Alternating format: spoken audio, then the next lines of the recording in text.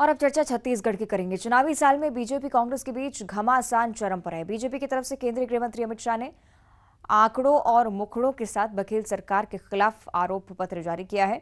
उससे पहले कांग्रेस ने बीजेपी के खिलाफ भी आरोप पत्र जारी किया, लेकिन कांग्रेस के आरोप पत्र के 2 बिंदुओं को लेकर बीजेपी हमलावर हो गई है।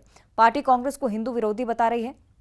इसी बीच तमिलनाडु के मुख्यमंत्री के बेटे के हिंदू विरोधी बयान ने आग में घी डालने का काम किया है। बीजेपी का कहना है कि कांग्रेस को शुरू से ही हिंदू विरोधी बताया जाता है।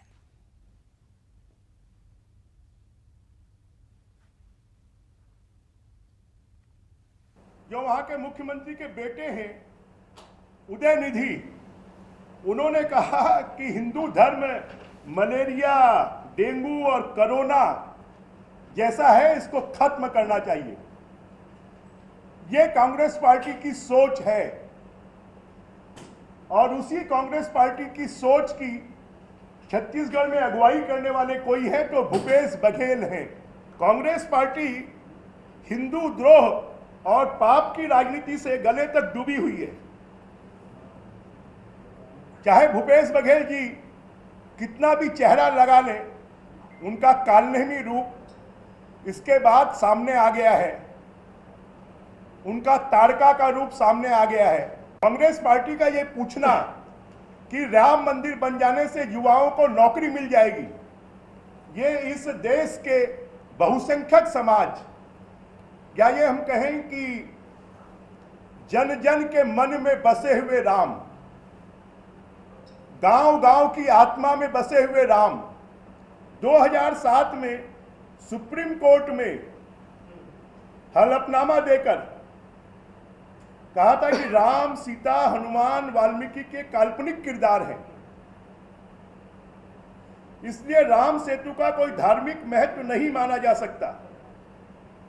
उन्हीं की नेता ने नागा साधु जो संसद पर प्रदर्शन करने जा रहे थे, उनको जनरल डायर की तरह गोलियों से भुनवा दिया गया था। कांग्रेस के नेता सुशील शिंदे ने ही हिंदू आतंकवाद शब्द का पहली बार इजाद किया था।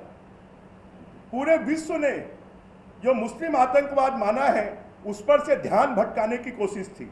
और राहुल जी ने तो अभी 2014 में ही कहा कि जो मंदिर जाते हैं वो लड़कियां छेड़ते हैं। दिग्विजय सिंह ने कहा था 26/11 के हमले पर हिंदू संगठनों को जिम्मेदार ठहराया था।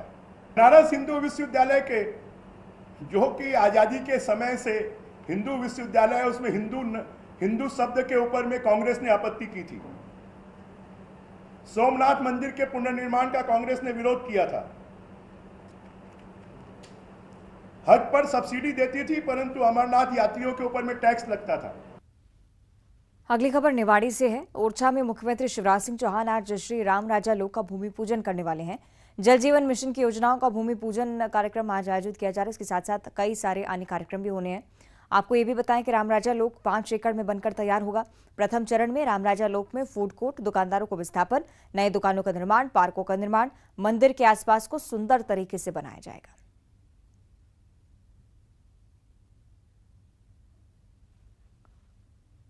और एक और बड़ी जानकारी बीजेपी की जन आशीर्वाद यात्रा से जुड़ी हुई। आज मालवा के नीमच से यात्रा का शुभारंभ होना है।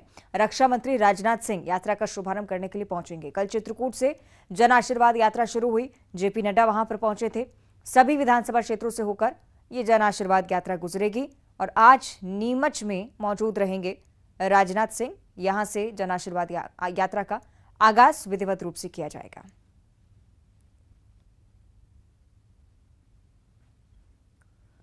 और सीएम शिवराज सिंह चौहान के आज के कार्यक्रमों को लेकर आपको जानकारी दी। सबसे पहले मुख्यमंत्री आज उज्जैन पहुंचने वाले हैं। उज्जैन में विशेष पूजा अर्चना का कार्यक्रम आज है। सुबह 9 बजे का वक्त बताया गया है जब महाकाल मंदिर में विशेष पूजा अर्चना होगा। प्रदेश में बारिश के लिए आज पूजा अर्चना की जाएगी। आप जिस तरह से जानते हैं, मध्य प्रदेश के अलग अलग जिलों में सूखे के हालात हैं और इसी के चलते किसानों की तरफ से भी मदद की गुहार सरकार के नाम। और इधर मुख्यमंत्री शिवराज सिंह चौहान आज महाकाल मंदिर में पहुंचेंगे, अच्छी बारिश के लिए पूजा करेंगे।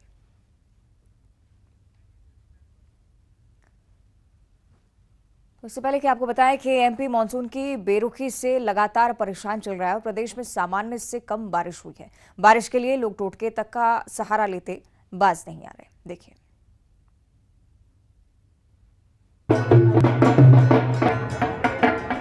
की माला पहने गधे की उल्टी सवारी कर रहे ये शख्स रतलाम के पलसोडा गांव के सरपंच हैं।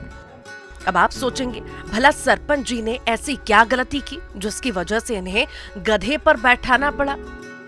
इन्होंने कोई गलती नहीं की है। रूठे इंद्रदेव को मनाने के लिए अपनी मर्जी से गधे पर बैठे हैं। बारिश का टोटका है ये। रतलाम में मानसून की बेरुखी के बीच ग्रामीण बारिश के लिए तरह तरह के जतन कर रहे हैं। ग्रामीणों ने सरपंच को गधे पर उल्टा बैठाकर पूरे गांव में घुमाया। ग्रामीणों का मानना है कि ऐसा करने से इंद्र देवता खुश होकर बारिश करते हैं। यह गांव की सबसे प्राचीन परंपरा है, जिसमें से बताया जाता है कि अगर गधे पे उल्टा बिठाकर अगर गांव में उनका भ्रमण किया जाता है तो उससे अच्छी बारिश होती है, क्योंकि अभी जो है पूरी तरीके से सूखाग्रस्त है, काफी दिनों से बारिश नहीं हो रही है, जिससे जो फसलें हैं वो किसानों की काफी खराब हो रही है, जिससे अनेक तरह के टोटके किए जा रहे हैं। बारिश के लिए ये टोटका ग्रामीण सालों से आजमा रखे हैं। इलाके में बीते 1 महीने से बारिश नहीं हुई है और सोयाबीन की आधी फसल बर्बाद हो चुकी है। ऐसे में बची फसलों को बचाने के लिए ग्रामीण टोटकों का सहारा ले रहे हैं। ग्रामीणों ने सरपंच को गधे पर बैठकर घुमाने के बाद भगवान शिव के मंदिर में जाकर अच्छी बारिश की कामना भी की। किसान सरकार से आर्थिक मदद की मांग कर रहे हैं। गधे का भी एक पुरानी प्राचीन परंपराओं को निभाते हुए गांव के मुखिया को गधे पे बिठाकर गांव का भ्रमण किया गया और अच्छी बारिश हो, इसकी मनोकामनाओं के लिए ये सारे टोटके आजमाए जा रहे हैं। मॉनसून की बेरुखी से सिर्फ रतलाम ही नहीं, पूरा एमपी परेशान है। इस बार प्रदेश में सामान्य से 17% कम बारिश हुई है। 27 जिलों में 20 से 46% तक कम बारिश हुई। कम बारिश से किसान तो परेशान है ही, बिजली की डिमांड भी बढ़ गई है। तापमान में 5 डिग्री से ज्यादा का इजाफा होने से बिजली की मांग 13,500 मेगावाट पहुंच चुकी है, जबकि बीते साल इस वक्त बिजली की डिमांड 10,000 मेगावाट थी। डैम में पानी नहीं भरने के चलते हाइड्रो पावर प्लांट भी बंद पड़े हैं। बिजली की आपूर्ति में कमी आई है। ग्रामीण इलाकों में बिजली कटौती के आदेश दिए गए हैं। रतलाम से सुधीर जैन के साथ ब्यूरो रिपोर्ट, न्यूज़ 18। और एक बार फिर से बात करेंगे छत्तीसगढ़ की कांग्रेस स्क्रीनिंग कमेटी की बैठक आज यहां पर होने वाली है। कमेटी के पास 90 विधानसभाओं के दावेदारों की सूची आज पहुंचेगी।